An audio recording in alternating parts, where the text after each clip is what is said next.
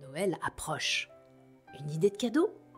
Partagez l'imaginaire d'au pays des histoires autour de vous en offrant le livre de Dragondo. Des illustrations magnifiques, le texte intégral du podcast et même un coloriage à la fin.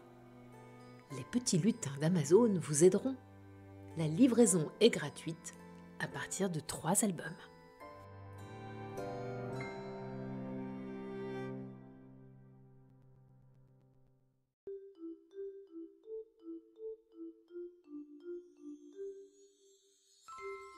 Vous êtes prêts?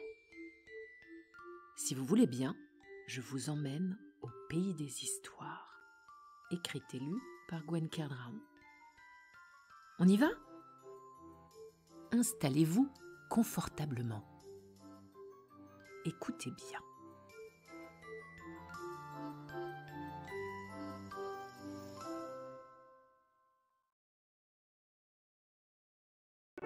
Princesse Bougonnette. Il était une fois un royaume. Comme dans tous les royaumes, il y avait un château, un roi, une reine, un prince et une princesse. D'habitude, dans les histoires, les princesses sont belles comme le jour.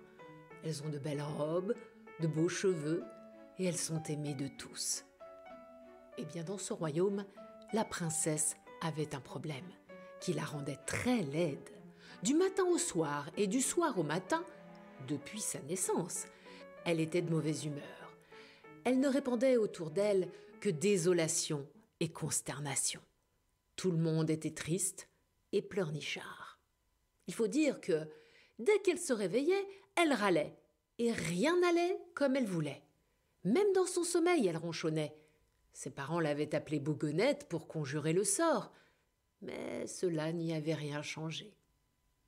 Ils avaient évidemment fait venir tous les médecins du royaume, et même des royaumes alentours, tous les magiciens, et même les sorcières. Ils avaient tout essayé, mais rien n'y faisait. Bougonnette se réveillait le matin en pestant. Les rideaux ne sont pas assez ouverts, et puis le soleil est trop haut dans le ciel. Il m'éblouit. Oh, et puis mon chocolat, il est trop chaud. Oh, et maintenant il est trop froid. Trop fort, trop noir, trop clair.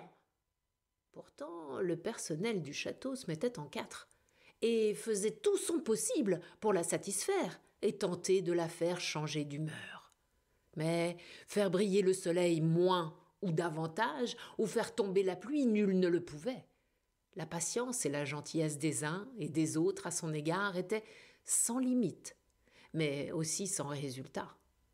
Et cela rendait tout le monde sombre et malheureux. Ses parents espéraient qu'avec le temps et en grandissant, Bougonnette changerait et qu'enfin le bonheur régnerait sur leur royaume. Ils ne perdaient pas espoir. Un beau jour, une fée nouvellement installée dans la région se présenta devant la reine et le roi. Elle apporta un miroir au château et préconisa « Posez le miroir devant la princesse dès le matin au réveil et autant de fois qu'il y aura de crise. Ne dites rien, le miroir parlera de lui-même.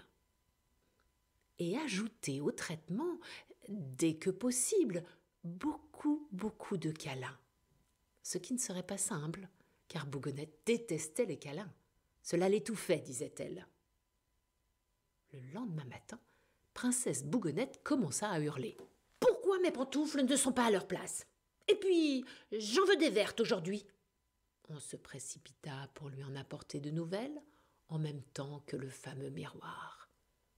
Elle s'arrêta net en voyant son reflet affreux, et cria « On cherche vraiment à me mettre en colère ce matin en me montrant de telles horreurs. » Par la suite, elle continua « Oh, j'ai froid !» On se précipita pour lui donner un gros pull, un bonnet, allumer un feu, et on glissa le miroir devant elle. Elle hurla de peur en voyant le personnage grimaçant en face d'elle.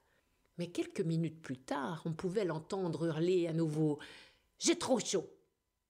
On lui apporta un pull plus léger, lui enleva son bonnet, on éteignit le feu. Le miroir lui faisait toujours face. « Et puis débarrassez-moi de ce monstre affreux qui m'observe sans cesse !» Enfin, assise à la grande table de la salle à manger, Elle pesta à nouveau. « Ah, il y a trop de beurre sur mes tartines. Et la confiture de fraises, c'était hier. Aujourd'hui, je veux de la confiture de framboise. » On s'empressa de lui apporter une nouvelle assiette de tartines beurrées et confiturées de framboises, et on posa le miroir devant elle. Elle dit, tonitruante, « Mais qui est donc ce monstre horrible qui me suit partout ?» Personne n'osa lui répondre et respecta les consignes de la fée. Elle redoubla de cris et de plaintes, toujours face au miroir. C'est à ce moment précis qu'elle se mit à observer le monstre coléreux posé sur la table. Il grimaçait déjà un peu moins. Elle se pencha, intriguée, et se pencha encore, jusqu'à se dire qu'il avait les mêmes lunettes rouges. Elle râla, évidemment. « Qui ose avoir les mêmes lunettes que moi? Je suis une princesse quand même. Je ne veux plus de ces lunettes. Elles sont trop ordinaires. » On lui apporta de nouvelles lunettes, des pièces uniques, évidemment, créées spécialement pour elle. Elle finit par se décider pour une paire, non pas parce que ses lunettes trouvaient grâce à ses yeux, mais plutôt parce qu'elle en avait besoin.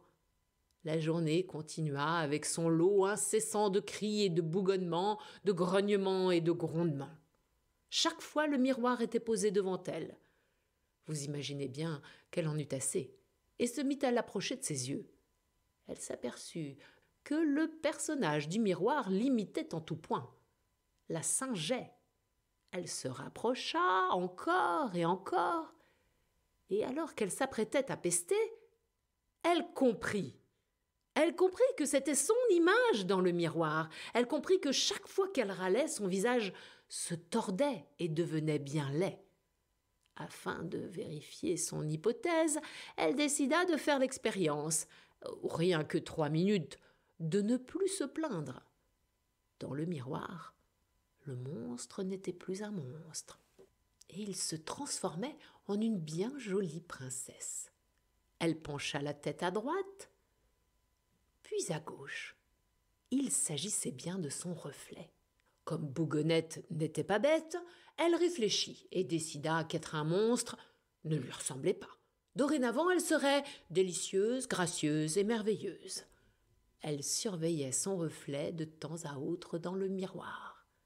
C'est à ce moment précis que ses parents, prudemment, commencèrent à lui faire un petit câlin de rien du tout, et puis un plus grand. Ils s'aperçurent que princesse Bougonnette souriait. Le royaume tout entier se mit à sourire puis à rire. À chaque apparition publique, la foule maintenant riait et souriait. Elle devint de plus en plus belle. Son cœur aussi avait cessé de grimacer. Du matin au soir et du soir au matin, il sautillait de joie. Depuis ce jour, le roi, la reine, le prince et la princesse, ainsi que leurs sujets, vécurent heureux. Plus besoin de miroir, le bonheur se reflétait dans leurs yeux.